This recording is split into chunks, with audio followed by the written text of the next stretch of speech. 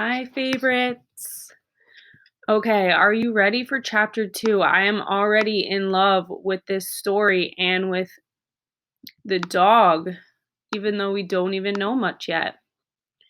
We left off with them going to sleep and the dog kind of taking over his space.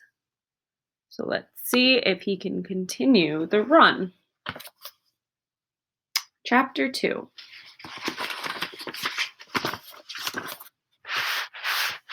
Here we go. The next morning, Dion smiled down at the little dog prancing around his feet. "You ready?" he asked. She barked in reply. She'd been curled up beside him when he woke this morning.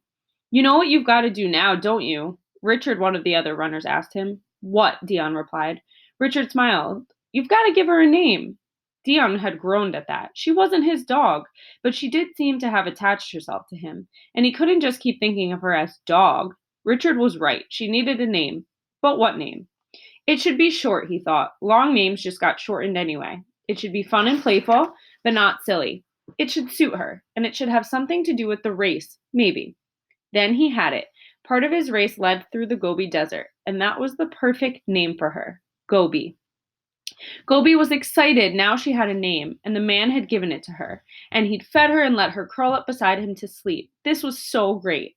And now it was daytime again. The sun was out and it was nice and warm, and they were about to run some more. She couldn't wait. She was so excited she actually wandered away for a little bit. There were lots of other runners, and many of them said hi to her and pet her. Some even fed her or gave her water. It was really nice. But once the race got underway, Gobi went looking for one runner in particular, a tall one and all yellow. She found him after a little bit, and he smiled when he saw her. Then they started running together. Dion was surprised at how happy he was to see Gobi turn up again. He thought she'd gotten tired of him or found her owner or something else. But here she was, running alongside him as if she'd never left. Today's race led through a bunch of boulders.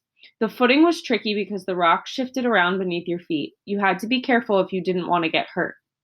Dion slowed a little as he reached the boulders. Gobi didn't. She was light enough that she could leap from rock to rock without a problem.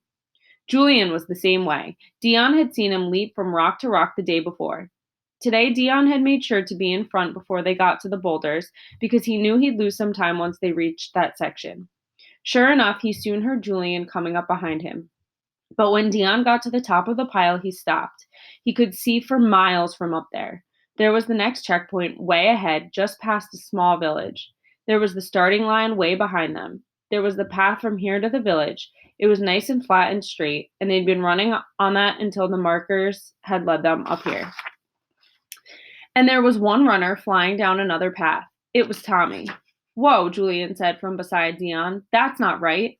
When Dion reached the checkpoint, he stopped and found one of the race organizers. "Tommy somehow skipped the whole rocky section back there. I don't know if he did it deliberately or not, but this is not fair." The woman raised her eyebrows. "We'll look into it," she said. Dion wasn't sure the organizer believed them, but he'd done all he could. Time to get back in the race.